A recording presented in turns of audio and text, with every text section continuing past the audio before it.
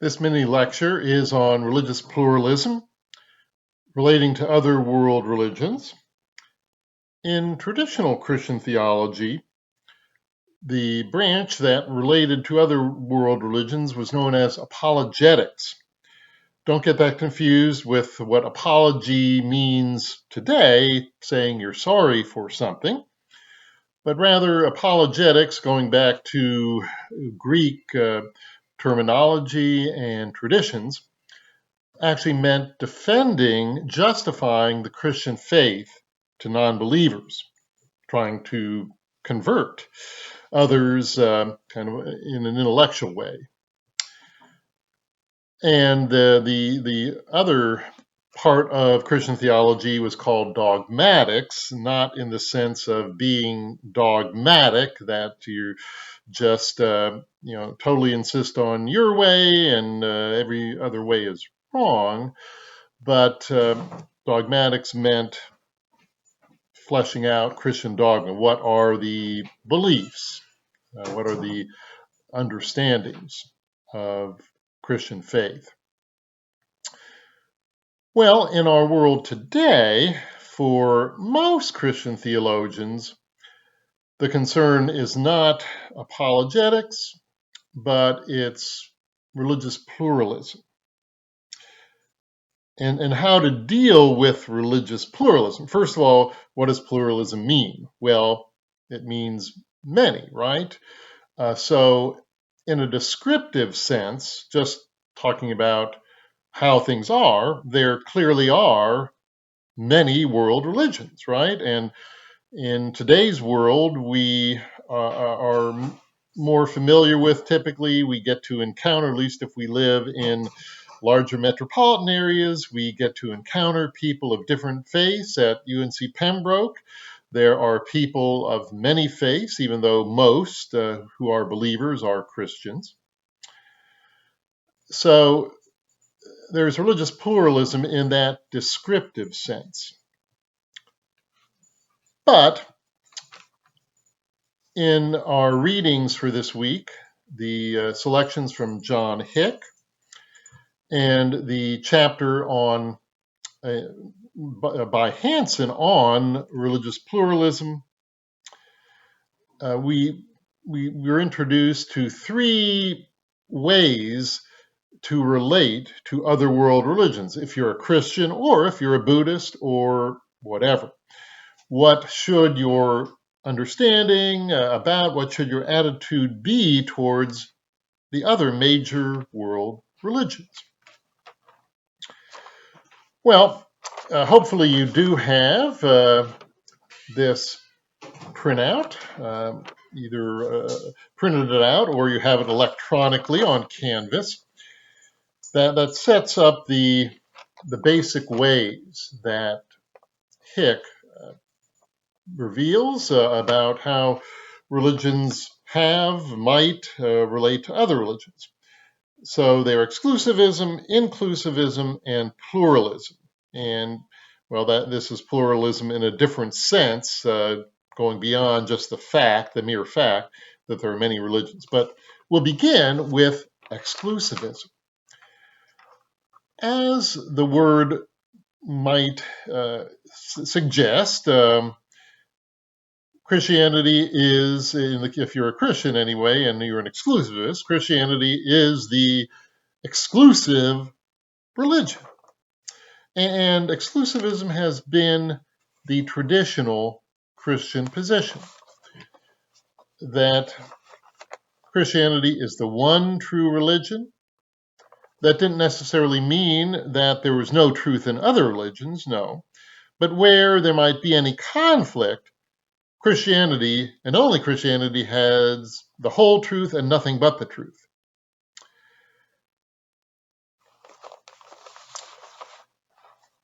Hick talks about it this way, especially if for those who are Christian, and he is a Christian theologian, or was, as well as a philosopher of religion, but he uses the solar system as a model for talking about how one religion relates to other world religions. So at the center is Christianity, with God. Christianity, for an exclusivist, is God's religion. It's the religion God intends people to follow, at least those who might be saved. Obviously, it involves revelation, right? That God has revealed God's self in a final way in Christianity. So perhaps God has been revealed in other religions. Certainly, Christianity traditionally has held that, at least mainstream Christianity, that God revealed God's self in Judaism, right? And in fact, early Christian theologians, the Christian fathers, the patristics, the early apologists, who were very influenced by Greek philosophy and speaking to a Greek-Roman audience, a Greco-Roman audience, who was influenced by Greek philosophy, they said that God was also revealed in Greek philosophy. Some even went so far as to call the greats of Greek philosophy those who they thought were most compatible with Judaism and Christianity, people like Socrates, Plato, Aristotle. They even called them Christians. Still, Christianity, the revelation in Jesus Christ, is the final revelation, so it fulfills and supersedes all others. It's at the center there. And we can see on this model of the solar system, just and the old way, the Ptolemaic way, was that as far as the solar system went, the Earth is at the center, right? And the sun, the moon, the sun, the other planets all revolve around us, all revolve around the Earth. Even so, the other world religions revolve around Christianity with God. And so Judaism would be closest, and maybe Islam next, and Hinduism further out, and so on. So this is clearly the most conservative response, and traditionally, this meant that non-Christians were going to hell, right? Those who could not be brought in, identified as being in the Christian fold in some way or other, were going to hell. They were being condemned. Now, not all exclusivists these days believe that.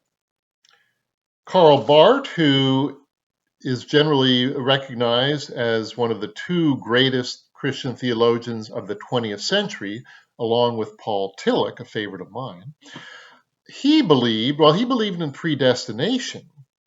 And believing in predestination, he could not believe that God would condemn people to hell, that God had predestined people to condemnation.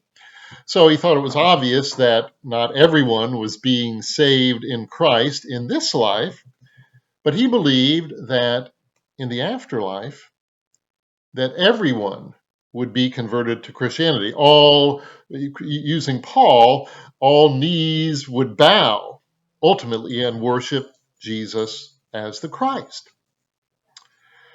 And he felt that God's grace was so strong it could not be defeated. So in the afterlife, everyone would eventually be saved. Now, there are many evangelicals who don't go that way with Barth, and they don't typically believe in predestination either. But there are a number of evangelicals who would hold that those for whom Christianity was not a real option, a genuine option, those who really did not know about Christianity, were not presented with Christianity in a winsome and fairly complete way, they'll get a chance after they die to either accept or reject Christ and salvation. All right, so that's exclusivism. What about the second one? Well, that's inclusivism. And what inclusivism does in terms of this solar system model, it still puts Christianity at the center of the religious universe. And with similar models, which we'll get into a little more, the Earth is still the center of the solar system in the solar system model that corresponds to religious inclusivism. And all these other world religions revolve around Christianity, more or less equal with Christianity at the center. Now, the deal is that Christianity then includes all other, at least major, world religious traditions. So you see that they're all somewhat included within Christianity. Not all of these religions are within Christianity, but they're somewhat included within Christianity. So how is this understood? How can this be? Well, the advocates of inclusivism would say that Christ is revealed in other world religions.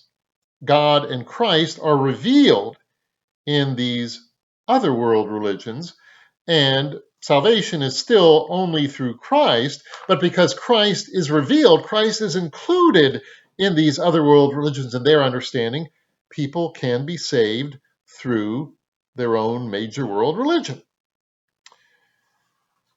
The documents of Vatican II, which in so many ways liberalized, opened up the Roman Catholic Church. Some of those Vatican II documents even went so far as to say that perhaps the other major world religions, including the major Asian traditions like Hinduism, Buddhism, have all their believers have all they need of Christ. Of course, still, Christ is present by name only in Christianity, right? Explicitly in Christianity alone. Therefore, Christianity is clearly superior. Christ is most fully present in Christianity only. So, similar to exclusivism, Christianity is the culmination of all religious revelation. Christianity is the culmination of all the other religions. Christianity is the standard that judges all other world religions. Now, in the article by Hick, he talks about phases that Christianity went through in relation to other world religions. And don't be confused. These are three stages, but they're not the same thing. They're not identical to the three different stances, attitudes towards other world religions of exclusivism, inclusivism, and pluralism. No, there were phases.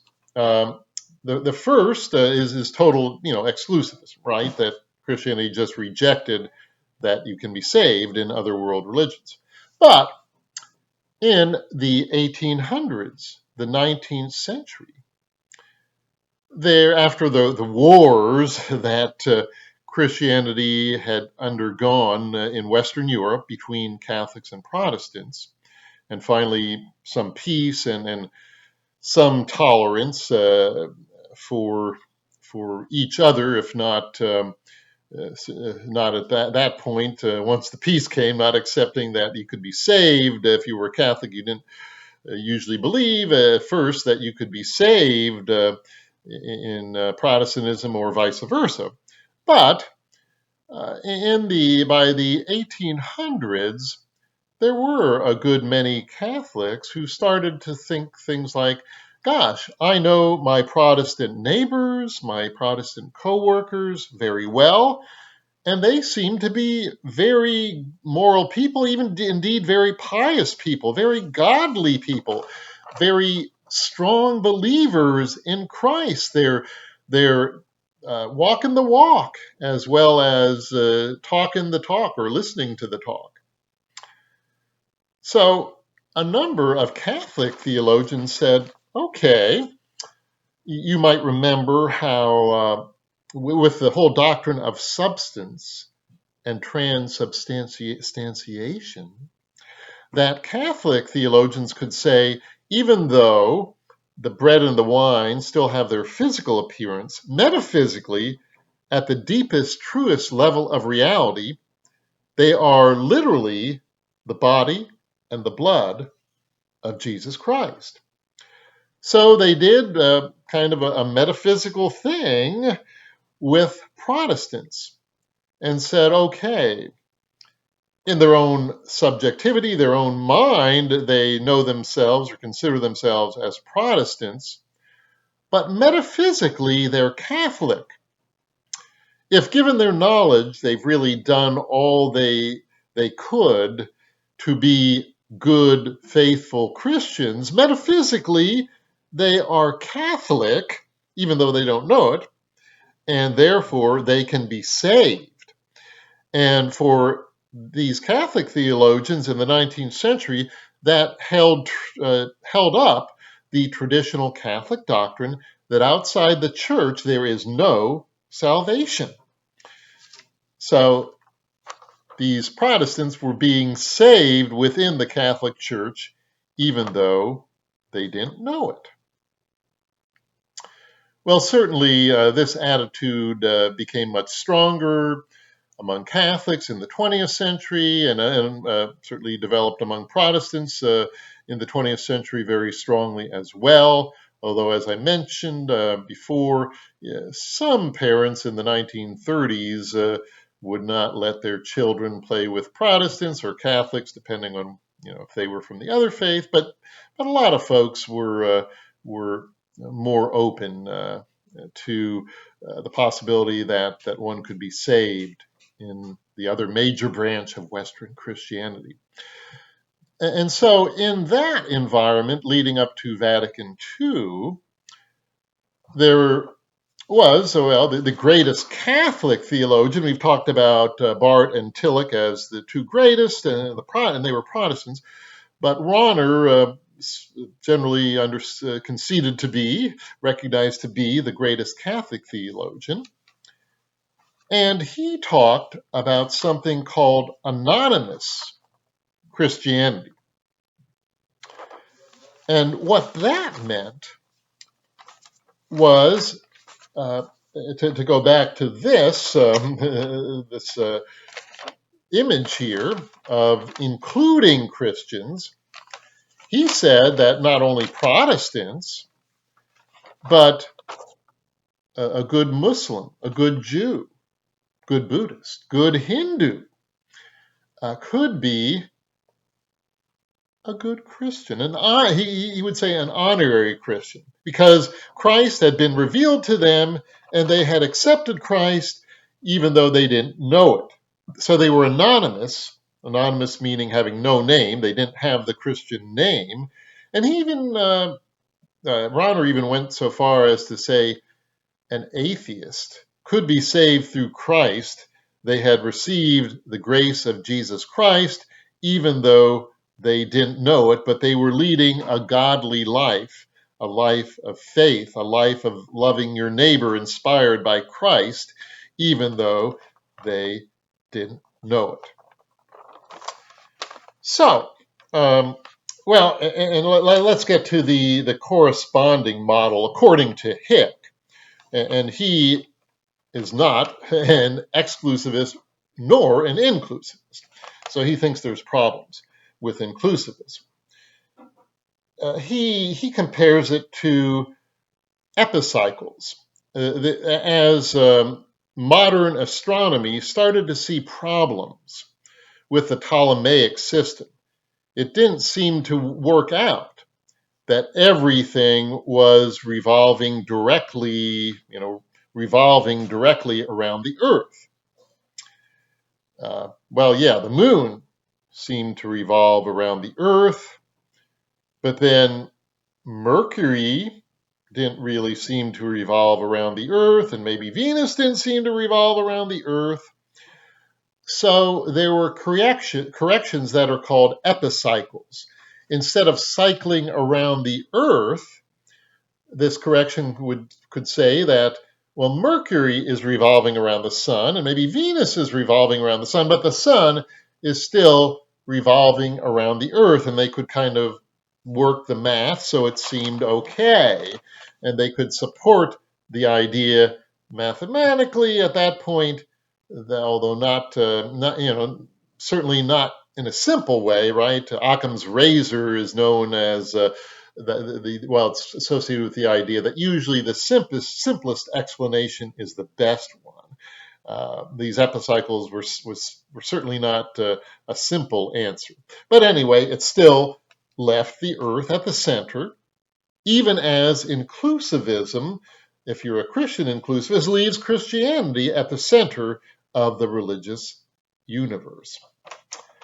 Now, how might you feel about this if you were, say, a Buddhist, and your Christian friend says to you as a Buddhist, I accept you as an honorary Christian? Well, the Buddhist might think, well, that's certainly better than the old-fashioned traditional exclusivistic idea that I'm going to roast in hell because I'm a Buddhist. But they still might be somewhat offended that you inclusivist Christian, are rejecting my own self-understanding of my Buddhist faith, my Buddhist religion, and not granting me the respect of taking what I say as what's really true for me.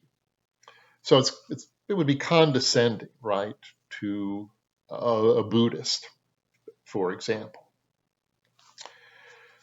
All right, and well, one more word. That's the kind of inclusivism that Hick talks about in the pieces that you hopefully have read either before or after you've heard this video, before you take the quiz on Hick. But Hansen talks more about Tillich, my favorite guy, in terms of inclusivism, and sees Tillich as an inclusivist, which is probably a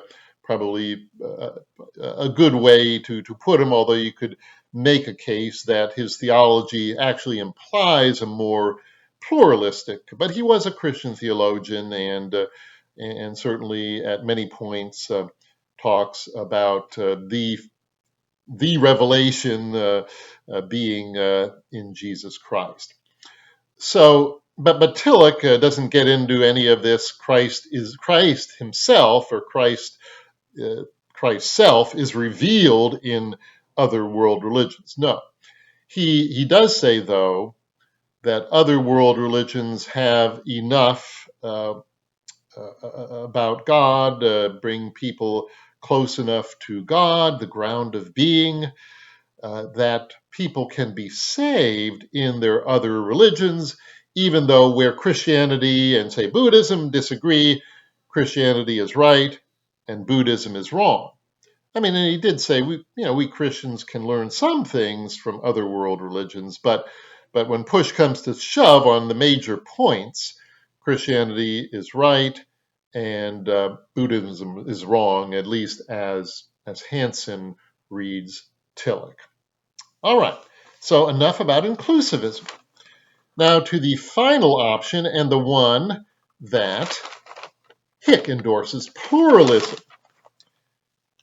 And now you have God, and put in quotation marks because some of the major world religions don't believe in God, which generally connotes or means a personal being, an individual who is somewhat distinct from other persons, other individuals, who is fully conscious of what's going on in the world, and so on. But he uses the term reality with a capital R, or the real with a capital R. We might say ultimate reality, a term often used in religious studies, more colloquially, the higher power. So ultimate reality is at the center of the religious universe, and no religion, has a perfect grasp on God or ultimate reality. We don't have, God is always, or the real is always greater than we can comprehend. We don't fully understand or grasp it. So the major world religions are, more or less equally distant, revolving around God or ultimate reality. Reality with a capital R, divine reality. And here I have a H for Hinduism, C for Christianity, J for Judaism, B for Buddhism, I for Islam. And so this corresponds to finally recognizing the scientific truth of the solar system, that the sun is at the center of the religious universe, and Earth and all the other planets revolve around the sun. Not at an equal distance from the sun, but obviously different distances from the sun. And that's the simplest solution. And Hick believes that pluralism is the simplest solution given his understanding of other world religions. Again, he is a Christian theologian as well as a philosopher of religion. Now, there are some, and this isn't Hick's position, who kind of say, well, since God is God and perfect and very powerful, uh, God reveals God's self in the best way for each and every major civilization, major culture of humanity in the world. And so, therefore, the revelations of God in China, in Confucianism, Taoism, and Buddhism are the best, as good as it could get, more or less, just a priori, before you actually even know anything about these major world religions. You can assume a priori, before experience of these religions, that they are roughly equal in saving power to and knowledge of the real to Christianity and Islam and so on. Now, and some might even then say, well, maybe many other world religions, lesser known world religions, some that are more in terms of nature-based religions, well, they can be equally saving too. They may leave out something like Satanism or some cults that can be very dangerous and deadly to people, but they would kind of have this a priori idea, this idea that any religion that genuinely comes from a revelation from the divine is saving. And so, pluralism here is not just a description, but it's a normative thing, that the religions are equal in the ability to enlighten or save. Now, Hick does not go with this a priori and maybe larger type of pluralism that might accept many smaller religions. No, he says, in his experience, the major world religions have a rough parity. They're roughly equal in their ability to save or enlighten, to get us in touch with the real that we never can fully grasp. But how does he know that? Well, a kind of as the Catholic theologians of the 1800s did, as Catholic theologians of the 20th century did. You can see them by their fruits. From his experience, he believed that looking at serious followers of other major world religions, along with followers of his own Christianity, these major world religions are doing a roughly equal job at saving or enlightening, bringing us into a saving or enlightened understanding of ultimate reality and our role in the world in light of that divine reality. Which of these three do you believe is more accurate, truer to the situation of the at least the major world religions? And if you're a pluralist, what should, given the understanding that these other world religions can bring people into a right relationship with God or ultimate reality, what should our response be if say, if we're Christian? One possibility would say, well, okay, you know, why keep our separate religions? Why not go to uh, a more inclusive, make a new world religion that brings in the other world religions? And the Baha'i faith, by the way, does something like that, although it does, besides bringing in all these major world religions that we've talked about, it also brings in some new revelations from the Bab, meaning the gate, and Baha'u'llah. But that's another story. But that's one possibility. But Hick does not support that at all. No, he believes that each of these major world religions has a rich tradition that is saving or enlightening, so we don't have to, create a new mega religion. We don't have to reinvent the wheel, or a wheel, so to speak. We can continue with these different